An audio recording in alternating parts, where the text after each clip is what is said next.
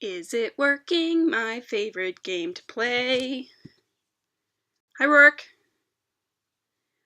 Ooh. I'm just gonna tweet back out if I can.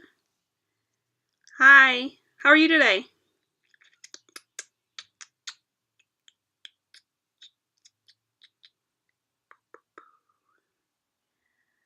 Hi, thank you. I can't remember where I got this hoodie. I think I saw it in an ad and Impulse bought it.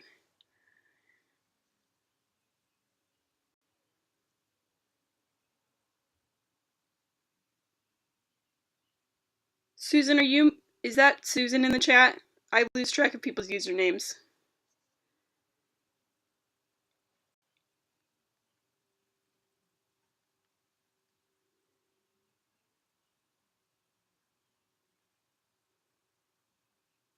Okay, hi Susan, how are you today?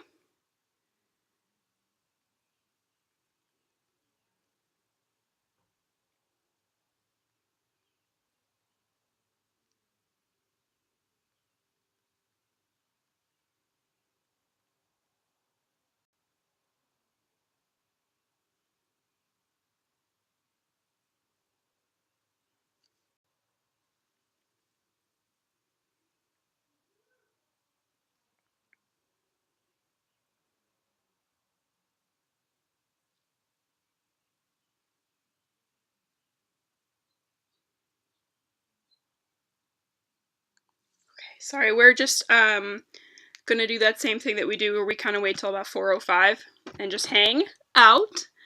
But happy first day of Pride. Or no, second? Gosh. I'm good at dates.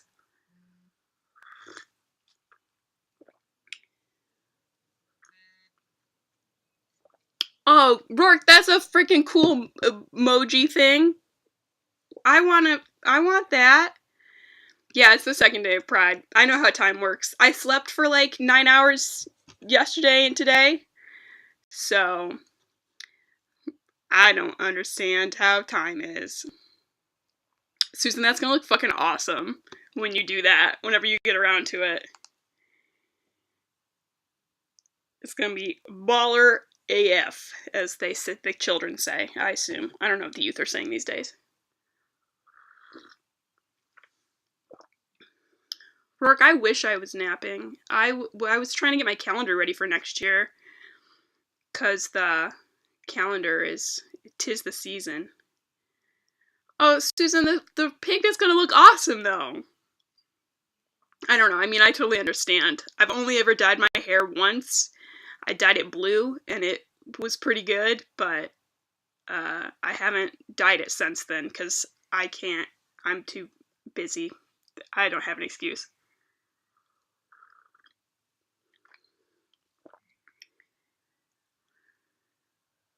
I wonder if you can hear the bird downstairs. I live with a bird, and it is loud all the time. But it also got hot. It was cool today, and then I closed the window, put on a sweatshirt, and was under a blanket. Which, you know, you're like, oh, no shit, and now I'm drinking hot tea, so.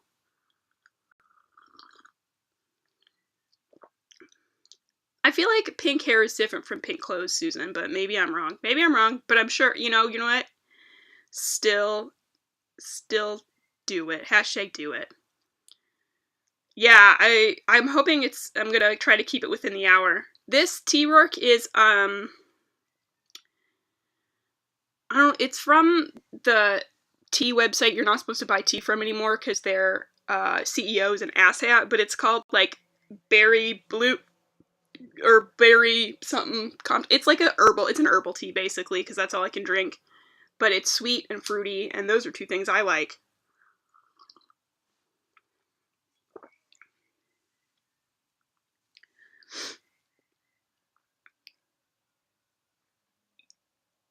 Yeah, we have like one more minute.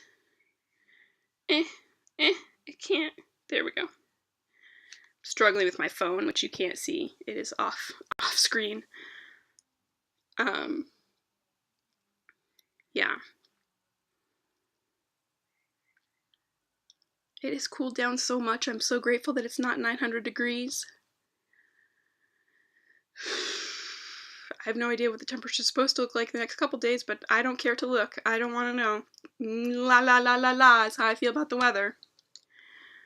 Okay, it's 4:05 now, which means I think we're going to start. Welcome again to Rourke and Susan and everyone who is either just kind of hanging out in the chat and not talking, or if you're watching this on the VOD, love you. Wish you could have made it, but great. Hi, Kiefling. How are you? So today's episode, I think folks who know me, I don't know if this is going to be new information, especially because I was tweeting about it all week, and I've talked about it endlessly beforehand, but I thought that we would talk about Bruce Springsteen, and yes, fisting bottoms, although we're not going to talk about fisting as much, so we will talk about it, don't worry.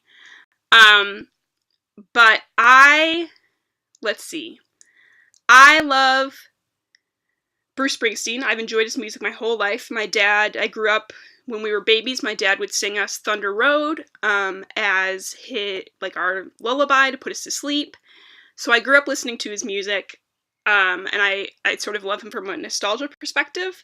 But it wasn't until, I don't know, maybe early college when I started reading things about Bruce Springsteen that I'll talk about today. But for those of you who don't know, because I realized that I think everyone in the chat knows, but I know that other people don't know who Bruce Springsteen is. He's an American singer-songwriter, and he's a musician. He's most famous probably for his work with the E Street Band. And he is enormously popular, right? He sold over 135 million records worldwide, with over 64 million of those just being sold in the US, so he's really big in the US. He has won 20 Grammy Awards, which is a lot of Grammy Awards. He's won an Academy Award. He just won a Tony Award. He's in the Songwriters Hall of Fame. He's in the Rock and Roll Hall of Fame. And he also has a big old white guy following, apparently, abroad. He has a big old white guy following here. And he's won like innumerable bunch of awards. He's won a bunch of awards, including the Presidential Medal of Honor, or something like that. So, yeah, Rourke, I would say most people on average have between 0 and 2 Grammys, and even calculating into that, I think Bruce Springsteen might be the Spiders Georg of Grammys. And he also has some exciting queer stuff that I want to talk about today, and I'm really excited to talk about. Before we really dive into it, I want to answer the sort of burning question that I think comes up when you talk about an artist's sort of queer aesthetics or queer poetics, which is Bruce Springsteen queer? The answer to that is, I don't care to know. It's, like, not really about that, to me. Although I think we're going to make pretty clear that if he himself is not conversant in certain aspects of queer culture, he is surrounded by people who are. And I can't believe that certain things that were done in his career were done without knowledge. I don't believe it. I think there's someone there who is making sure that even in sort of the heyday of his sort of more masculine, more heterosexual masculine ways of performing that seemed to appear, there were still queer moments and queer nodes for people to explore. So we'll see. But I do want to talk about sort of the stereotypical image, or the more mainstream image of Bruce Springsteen, because you'll see him referred to a lot of the time as this sort of masculinist stereotype, at least in his performance and his music, which I think really supports sort of the big white guy following that Susan identified. Also his work, he's gone through a real sort of class consciousness. He was raised working class. I think his father was unemployed a lot when he was a child, and his mother has described as sort of the main breadwinner. And some of his work, I think, really reflects that. Most recently, probably the album Wrecking Ball, which came out 2012 maybe, or 13, maybe 14. No, 2012, I think. It has a ton of songs on it that are sort of very explicitly talking about class and working class peoples and the struggles that working class peoples have sort of surviving and living in this country, in the United States. There's an actual quotation from a piece in the Rolling Stone by Jefferson Morley. He's imagining a conversation that he's having with Ronald Reagan, and the quotation goes, "This guy, call him Bruce. No, he's not a queer, thank God, sir, will be a national hero." And so, I think the way that there's a narrative, right, in histories of music, and specifically in sort of histories of rock and roll, which was, rock and roll came out, I don't know, 50s and 60s. You got people like the Beatles and the Rolling Stones, and that was really great and exciting. Although, do people call the Beatles rock? I don't understand music. So this like whole narrative happened, and then the 70s hit, and we got like disco and glam rock. And those are two musics that are two genres of music whose performance aspects are really, really heavily rooted in gender subversion and sort of sexual dissonance and dissidence. We're going to talk more about disco later because it is disco is a black queer music. It's a black gay music. And we can talk about and will talk about all of the homophobic and racialized aspects of the sort of pushback against disco, even though they were kind of elided in disco's more popular imagery of like Saturday Night Fever, starring John Travolta, which I think, a whole other thing that we won't get into. But the narrative then goes, right, that disco and glam rock kind of push back against these things. Yeah, Susan, Queen made a disco-influenced album, people fucking hated it, and there's a lot of reasons why people might not like disco, but the aesthetics of a black queer music certainly are part of that.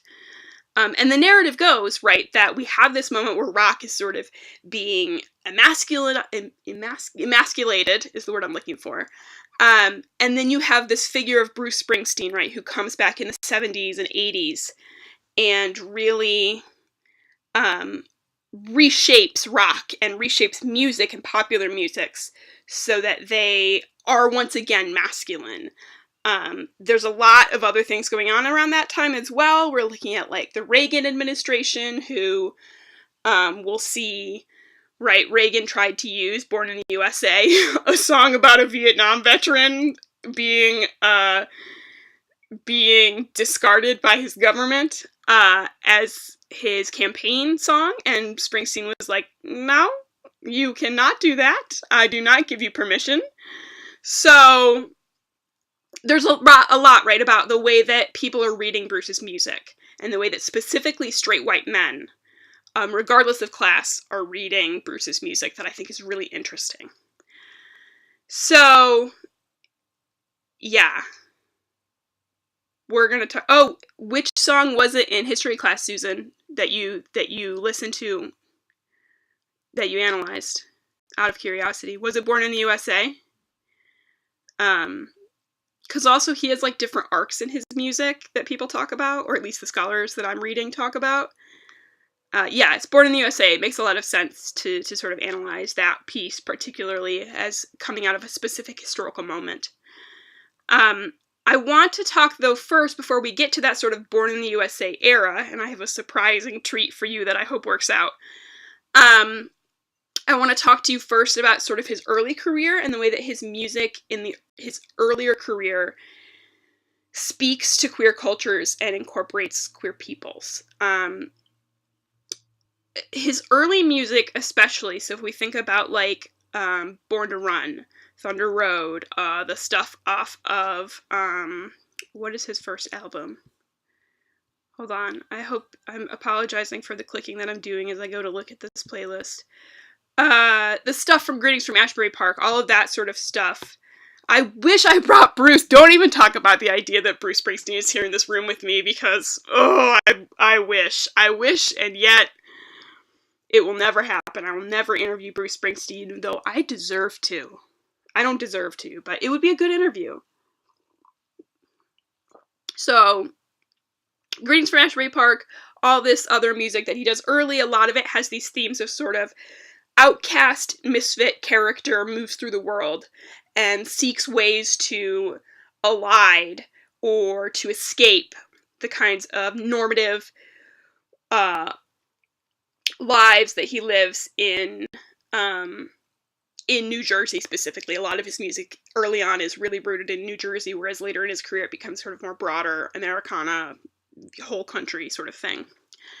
And there are songs of his, recorded songs, and also songs that are that went sort of unrecorded, or we have recordings of, but they were not released on albums that still exist, that that include sort of queer figures and sort of have a lot of references to homoeroticism. So, like, especially that early figure of the outcast that he's writing about, there's a kind of identification with them, right? It's not a rejection. It's not, per se, a sort of, he's not making fun of them. They're just characters that appear in the lives of these songs that sort of are part of the larger world, that enrich the work and enrich the world. So there's a lot of, like, identification, right, with the sort of queer as misfit that exists, that is out there, that is really interesting to see in that early work. He also, which is also really interesting, so he's done, like, one big interview. He did an interview in 1996, and he's done lots of big interviews, but in 1996 he did an interview with The Advocate, which is one of the biggest gay publications in the US. And the timing of that was very specific. He will talk about the song Streets of Philadelphia, which he wrote for the movie Philadelphia. And so that interview with The Advocate, which is, in my opinion, a horrible interview, really speaks to... It's the first time he's speaking specifically to a queer audience about queer topics, or about his like the way that he interacts with the queer community. And he says in there that he had gay friends growing up. He also says that there was homophobia involved in his life, but he was really fast to sort of catch on and get out of it. The sun is suddenly coming up, Rourke, and I don't know how to make that different. What if I sit back? I guess it helps. So it's because my face is it just absorbs so much light. It's beautiful. So yeah, that's sort of where no, you're totally fine, Rourke. I know it got very weird there for a second. So that's a thing that's showing up early in his music, is he has sort of, in these places, these sort of queer figures that show up.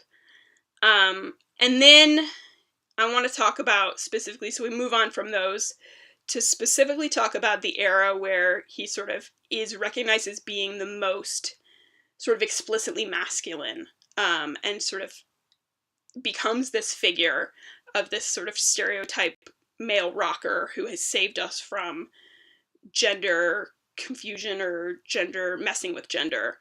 And that gets us to the fisting thing.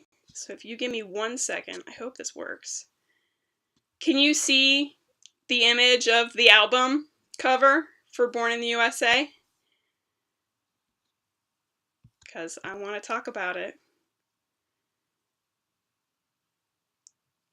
Yes, great, so you can see it. So, here's the album cover for Born in the USA, except, how to make this work?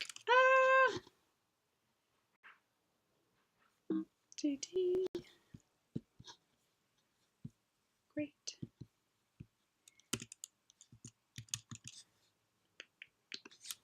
Aha. Except that I lied to you. Sorry about that delay. I lied to you because, that's the actual album cover. there's a huge difference in this and this, the difference being the cap, right? It's not a hanky. Because what is so interesting to me about this cover, right, is the sort of,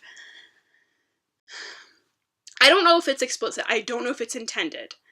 I have to believe that someone involved in this process knew what the hell they were doing. But what he's doing in this picture, in both of those images, is they're flagging, is what it's called. Hanky code is a way of communicating sexual preference and sexual desire to other people without using words.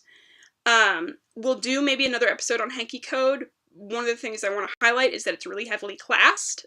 So this is not something, generally speaking, that like middle class gay folks do, but is more common in working class situations and in working class bars, and is also often related to sort of kink cultures and kink circles. So this is where, right, this is where the fisting bottom comes in. He's wearing what many of us remember, even if we remember as a red handkerchief in his back right pocket, which signals to people who know the code that he's a fisting bottom. What I'm really... So you're like, okay, but that's a red cap, not a red hanky. So, Rourke, the other picture is not of Bruce at all. The other picture I just found on the internet. This is supposedly, I think, the one. There's some people online who believe that, like, it's like a Berenstain Bears universe problem, where we've all just hallucinated the wrong answer, or the right answer, and then they changed it on us. The right answer is, it's the cap. The cap is what shows up, is the correct album art. I think this album art I took from Wikipedia or something like that. But I ran an informal poll on Twitter, and of the people who answered, and many of these people, for the record, like, know me, and so theoretically know the answer because I talk about this, but of the 14 people who answered my poll on Twitter, 74% said they remembered it as a hanky. So, even though, right, we've seen this, yeah, you probably did vote because it was hanging out on my page. So even though this album is iconic in its imagery, right, most people, if you ask them, and this shows up in books, most people, if you ask them, will remember that as a handkerchief and not as a baseball cap. So what I'm saying is the gay imagery has a larger impact in people's brains than the actual image itself. And this sort of gets us to a really interesting point, right, where we're at the sort of most explicitly masculinist part of Bruce's career, at least from readings of people who have studied these sorts of things, and also, right, this is where he's getting really, really famous. And at the same time, Springsteen is doing something with his performances, his live performances, which he's very famous for. He's doing certain things at these live performances that would speak to sort of undermine the structure of heterosexual masculinity that people seem to think that he has, which is kissing his bandmates. If you Google Bruce Springsteen kissing, you will come up with mostly pictures of him kissing other men. This is something that he did very frequently during performances. He does it all the time, or he did all the time on Thunder Road. Here you see him kissing Clarence Clemons, who is the famed saxophone player for the E Street Band, who is no longer with us, but they had a long career together and clearly cared for each other very much. There's so many, Keithling. There's a bunch. I just have like 4 pictures of them kissing. Right? Like, on the lips, in front of thousands and thousands of people. So, like, this figure that we take as heterosexual masculinity, sort of writ large, right, is frequently, he doesn't just kiss Clarence Clemons either. He kisses, like, a whole bunch of the band members of the E Street Band. I think he kisses Stevie Van Zandt maybe a couple times. This is one, I also wanted to show you this one because they're older, and I love this image that it's not just like a thing they did when they were young. It's something that they did throughout their careers together before Clemens died. So what is this, like, this supposedly super stereotypical man who's singing these sort of macho male songs doing, kissing another man on stage? And the answer is, there's a huge number of songs in Springsteen's catalog which are about the sort of homosocial and homoerotic, because those go hand in hand, aspects of friendship and of male love, right? Like, there are just ways in which these conversations are, yeah, Susan, it's really important to note a black man, although not every single person that he kissed in the E Street Band was a black man. He also kissed white men. But most of the pictures are of him kissing Clemens, and that, I think, was a more regular part of his performance that he did. But he's showing, right, physical love between two men on a stage. Regardless of whether or not we decide to read that as homoerotic, we might love to.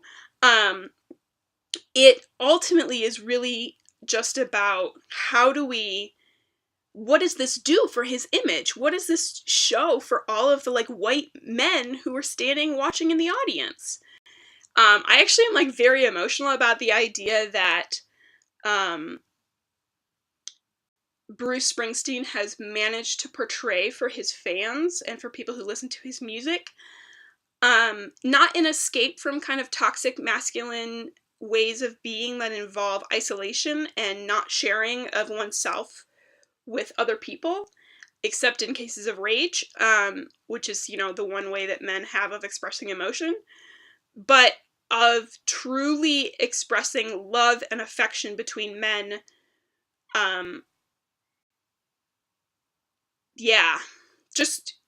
Which is really, I think, really important for us to consider more wholly when we think about him as a model of masculinity, if we're going to call him that, and something to consider when we think about what normative white masculinity asks of people. I'm fine, Susan, thank you. It just, like, straight men are fucked up, and it makes me sad. Straight men, if you're watching this, it doesn't have to be like this. You too can kiss your best friend on a stage in front of thousands of people. And it's a very powerful, beautiful thing. So go out and do it. You're not a real Springsteen fan if you don't do it. Just kidding. And then we move into, right, so we're kind of tracing this arc where we start with Springsteen as a kind of outcast figure who runs in or adjacent to queer circles to this sort of masculinist position where he's really performing male love in a very specific way. That also, Rourke, don't call people out in the chat. I mean, it doesn't matter. But he's naming very specific, right, this modes of storytelling that happen are very different, but he's still performing these certain aspects to this kind of normativity of queer existence. I think in the Advocate interview, he talks a lot about the ways that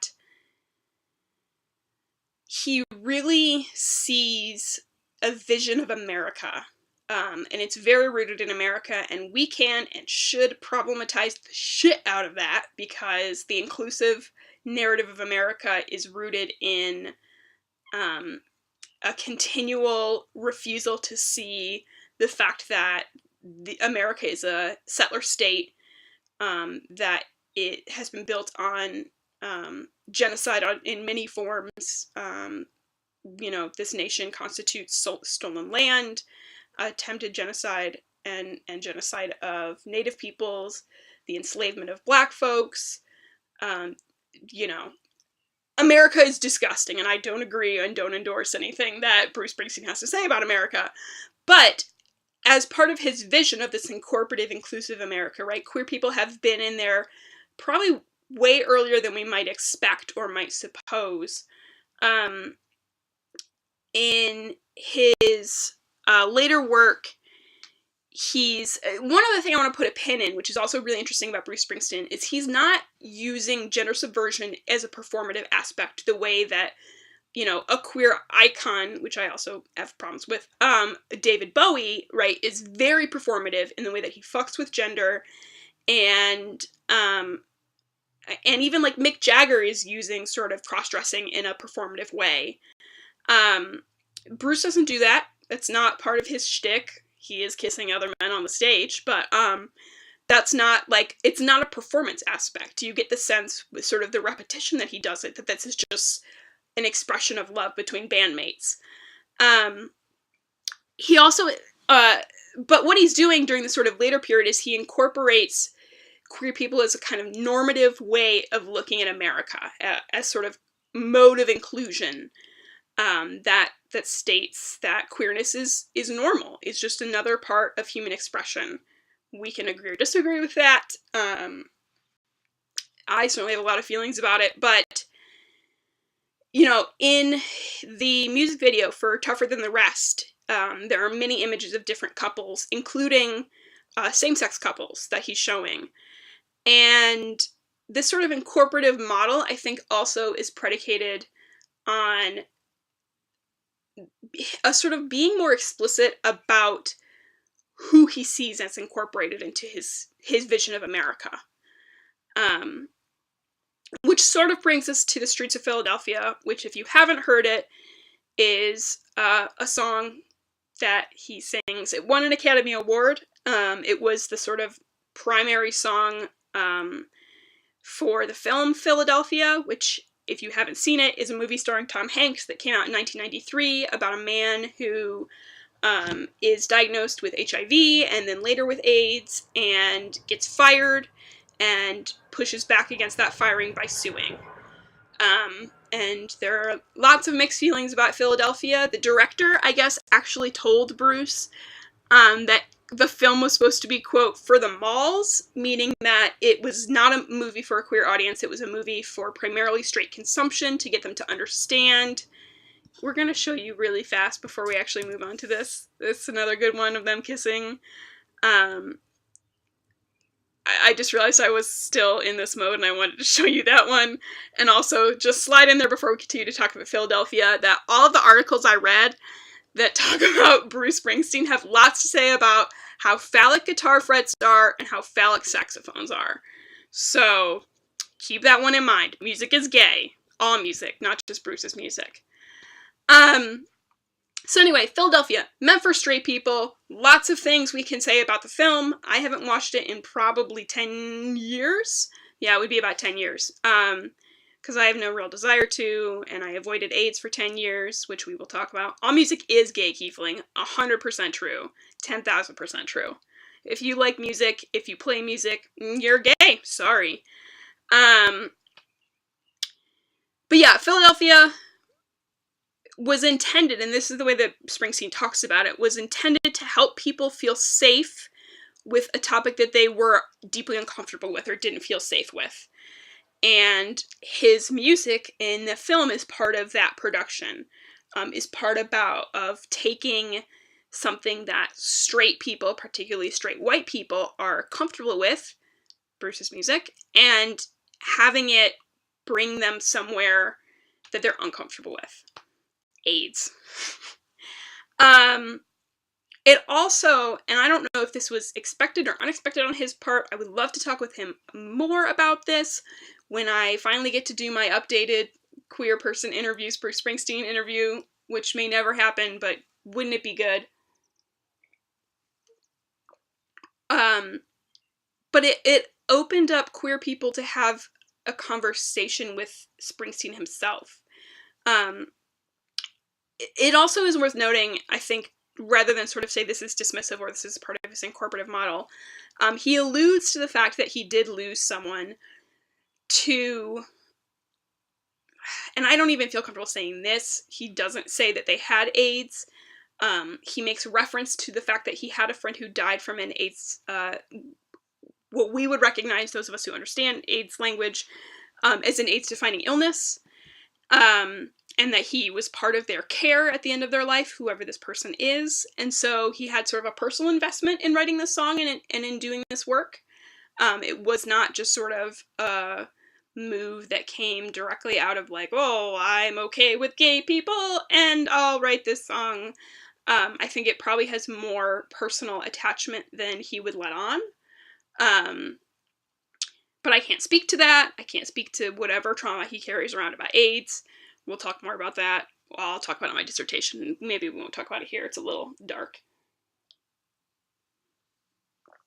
But he says he's grateful that he got the opportunity to write that song, right? Because it allowed him to have a conversation with queer fans that he wouldn't have had beforehand, because he was seen so heavily as a straight white man's musician. And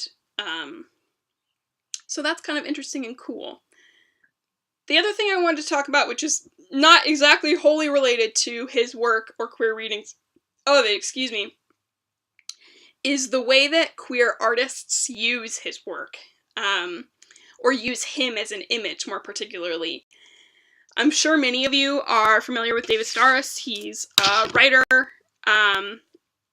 He's written a ton of books, mostly nonfiction essays, and some fiction collections. This is his first book, Barrel Fever, where he, this is, by the way funnier than I remember it being. I read it years ago in middle school, and I didn't remember it, and now coming back as a person who's, like, more versed in queer humor, this is extremely funny. And he has the first story in this is a story called Parade, and I just want to read some of this to you because it is so funny, and I think really highlights what he's doing. I am in this week's People magazine, but not on the cover. Bruce Springsteen is on the cover with what's-her-name, that flat-faced new wife of his, Patty Scholastica, or Scoliosis, something like that. In the article, she refers to Bruce as the boss, and discusses what she calls his private side. If she's calling Bruce the boss, I can tell you that she knows absolutely nothing about his private side. I was the boss when Bruce and I were together. Maybe I should give this Patty person a call and tell her how Bruce needs to have it, give her a few pointers, and clear up this boss issue once and for all. Tell her how Bruce groveled and begged for a commitment, and how he behaved when I turned him down. I'd said, what's the use of being a multi-millionaire when you walk around dressed like a second-shift welder at U.S. Pipe and Boiler? Bruce wants to keep in touch with his people, which is admirable in theory, but grotesque when you consider the fact that his people consume gasoline, domestic beer, and acne medication in equal amounts. So that's just a snippet of this larger story. Within the context of the story, this character also dates Charlton Heston and Mike Tyson, and it's very funny. I can only strongly recommend it. Yeah, right, Susan? There's fanfics that's less explicit. But right, in this case, David Sedaris is really skewering the image of Bruce as this super masculine man, and really taking that to sort of its furthest extent in this high camp character to be like, to imply basically that Bruce is gay and has, and is also like a clingy bitch who wants commitment and is sort of speaks in two tongues with the amount of money that he has, but also his commitment to his people, right? Like, there's a lot going on there that is very funny, and I think that I love that story, and I cannot recommend it to you enough. Yeah, it's extremely funny. I want to talk also really briefly about the poetry of Rain Arroyo, who was a gay Chicano poet. He actually I discovered this while reading an article about him, because I was just looking for anything that was related to queer Springsteen. He actually taught until the end of his life. Unfortunately, he is also dead. Not of AIDS, don't worry, I looked. He taught at the University of Toledo, which is the university in my hometown of Toledo, Ohio. Shout out to all folks from Toledo, Ohio, and all Ohio folks, both expats and those of you unlucky enough to live there. Just kidding, I love Ohio, I miss Ohio. I'm glad I don't live there now. But Arroyo has a number of poems about Bruce Springsteen that either incorporate, they're not about him, but they either incorporate his music or do speak to him as a creator of art. And in those poems, it's very interesting to watch those happen where Springsteen is either kind of a piece of background culture that circulates as Arroyo describes these sort of queer moments between Chicano men, or he sort of invites Springsteen into his world by challenging him to really step fully into the queer world. And so I think it's really interesting to think about not just the ways that Springsteen, can become kind of a joke gay icon through... I mean, I'm not the only person, right, who makes the sort of fisting bottom joke about Bruce Springsteen or who posts images of Bruce kissing Clarence Clemens. Like, there's a bunch of gay folks who sort of circulate those images or think that it's funny, because it comes from a place of humor. But there are also ways in which we're taking up his work through art, and we're taking up that image and sort of skewering it or pushing the limits of the sort of straight white male imagination about who gets to claim Bruce Springsteen and whose world does he get to be a part of, which I think is really one of the things that I find exciting about the whole thing is queer folks sort of standing up and saying that this work by this artist belongs just as much to us as it does to people who would use that music's or his perceived performance through those musics to say you don't belong or you're somehow wrong. So that is kind of my blow through of things I have to say about Bruce Springsteen. I'm happy to elaborate if there are any questions. I will also, for the record, one of the articles that I read for this week, and I need to remember the author's name, so I'm going to pull it up right now. It comes with a queer mixtape, which I have compiled. The scholar's name is Rosalie Desnica Fanshell, Rosalie Fanshell. And she has at the end of the piece a queer mixtape of songs that she has specifically pulled that have fairly explicit queer content in them from a number of albums up through, I think, Magic is the last one that she cites because the article is kind of old. And some of which include unreleased work, so I have a couple different versions of that. I have a version on Spotify that I will post, and I have a version through YouTube that I will post. The one on YouTube is more complete because it has the unreleased songs on it, including one of the recordings was also done in Toledo. This is a very weird Toledo-based time. But if you have any questions, now we have some time to hang out. If you want to talk about Springsteen's work, talk about the whole fisting bottom thing that I am dying to ask about, the other questions I would ask Bruce Springsteen if he were here, being interviewed by me, make this happen. Petition, White House petition, those I don't think exist anymore, and nor do I want to petition our current president. Fisting bottom. For the record, fisting...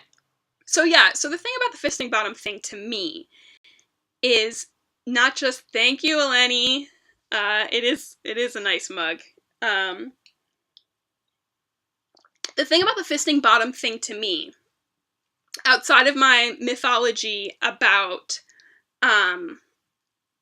America's premier fisting bottom, which I can talk about, I'm happy to talk about, because I don't think that constitutes... It's so not rooted in reality that, and has so few citations I can't talk about it elsewhere.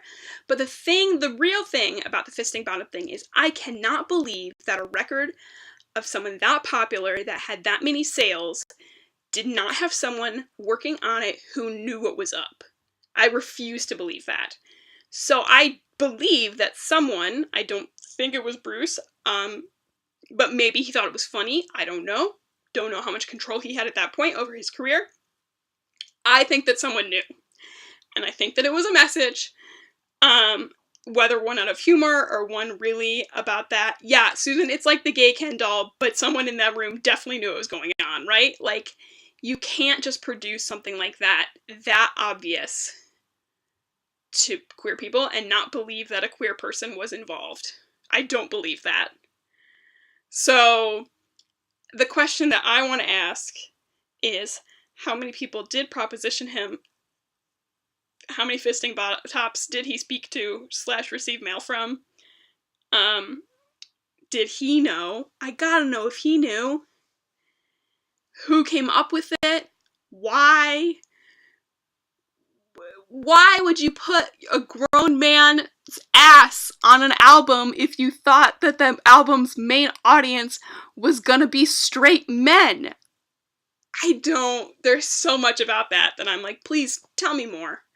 Tell me more. And I think that he would be good-natured enough to answer me. I also have other questions that I would ask him that are less about that and more about AIDS and other things. It's a great ass, Susan. Like, I'm not shaming him for showing it on the album cover. I'm just confused as to why that marketing decision was made. Because straight women also love Bruce Springsteen, and I acknowledge and honor that, but we don't consider straight women consumers of anything that involves men. Usually. So, think about it. Yeah, so that's the fisting bottom deal, is I just don't understand. There's also, hilariously to me, oh, thank you so much, Warden. Thanks for hanging. I'm glad you had a good time, and good luck with your costume designing. I hope you have a great one. Yeah, like women in rock music, Susan. Who thinks about women in rock music? Especially during this time period. They exist, let's be clear, and they're hugely important, but they're not being considered, particularly by record producers or record company executives. So, someone knew. That's my claim. I have nothing to back it up, but that's where I'm holding the ground. And actually, I didn't read this. I kind of regret not reading it. There's a great article in The Advocate that someone cited where a gay man basically is like, Bruce Springsteen's entire image is gay. Like, his so-called hypermasculinity, or sort of like masculine stereotyping, is rooted in what he... It's the Castro clone of the 70s. Which at certain points in queer history, right, the Castro is a famous neighborhood in San Francisco, known for being a sort of gay haven, sort of the site of a lot of gay migration in San Francisco, and at a certain point, the sort of masculine man became known as this, like, Castro clone who dressed a certain way and performed masculinity a certain way.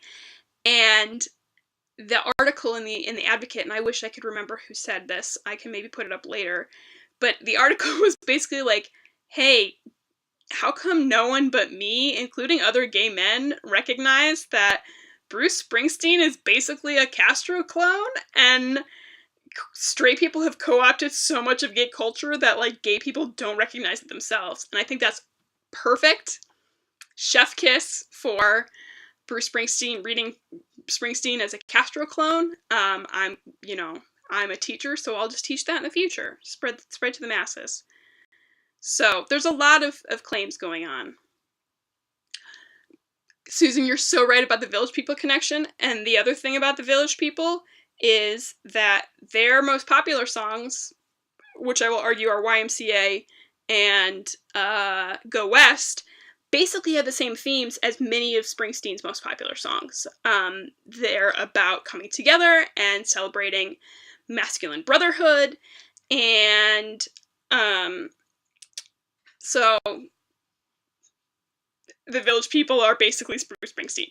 No, So I think that's a conversation worth having or worth thinking about. Yeah, in the Navy too. You're right, Susan. I've just been listening to Go West like nonstop because it gets stuck in my head all the time. Are there any other questions? I could talk about my America's Premier Fisting Bottom because it won't show up anywhere else. Although I talk about it enough on Twitter that maybe I feel like people know.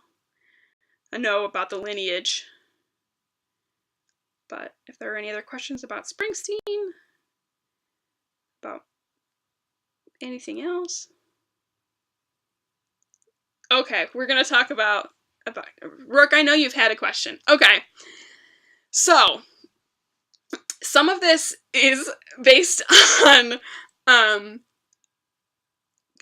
kind of evidence that would not hold up in an academic paper. But it's pretty well known that Michel Foucault was actually a fisting bottom, went to fisting clubs, was a bottom. There is sort of anecdotal evidence to suggest that he went occasionally to the same club in San Francisco that Harvey Milk went to. I have not been able to hammer down that people are willing to say that Harvey Milk was a fisting bottom. Besides this anecdotal evidence that was literally like a friend of a friend said it based on something that a curator at a site said. So, because anytime you Google Harvey Milk fisting bottom, it's just like angry homophobic websites that are like, all gays are into fisting, and they're not. So, Harvey Milk died, and it was a tragedy, terrible tragedy. But before that, before he died, I would say that he was America's premier fisting bottom. Hi, Aaron, how are you? You came here just in time for the last 10 parts. Oh, Susan, my Google history, I'm on 800 lists. It's very bad. I hope the government knows that I just do this for a living and also fun. So, yeah. Then, Michel Foucault rises to power, right, as America's premier fisting bottom. He's teaching, I think, at Berkeley, and he is... I mean, he's French, so, like, calling him America's premier fisting bottom is a little, like, whatever. But the thing that is extremely funny to me is that Michel Foucault died of AIDS. And he died of AIDS, like, 3 weeks after, or 2 weeks after, Born in the USA came out. So, Born in the USA is Bruce Springsteen's announcement, to the world that the crown has been passed along to Bruce Springsteen from Michel Foucault, who is dying in France. That is the story I will tell everyone, and there is no evidence, and also there is no such thing as America's premier fisting bottom, but I think that it's very funny, and I think that the timing of it is extremely wild. So that is the story of the lineage. And one of the unfortunate things is that it is a way, right, Bruce Springsteen is like 68 years old, so we're like, who's gonna step up and become the next premier fisting bottom of the United States? I'm stressed out about it, but I'm stressed out about lots of things, so...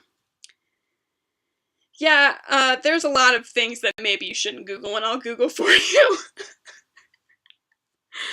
And maybe websites.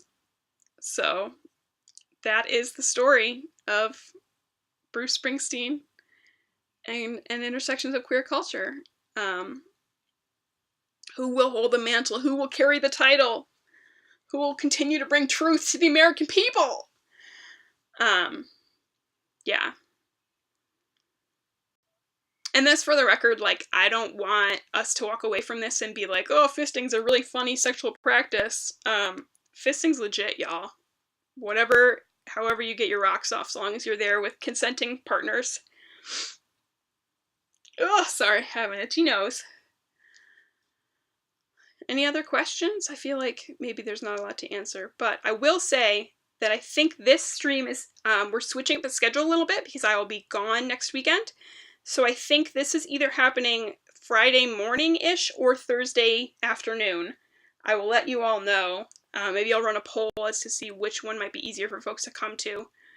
And next week we're going to talk about the closet in honor of Pride. We're going to talk about how the closet is a historical construction that has not always existed, which is one of my favorite pieces of sort of talking about queer history and thinking about where we're at is historically contingent.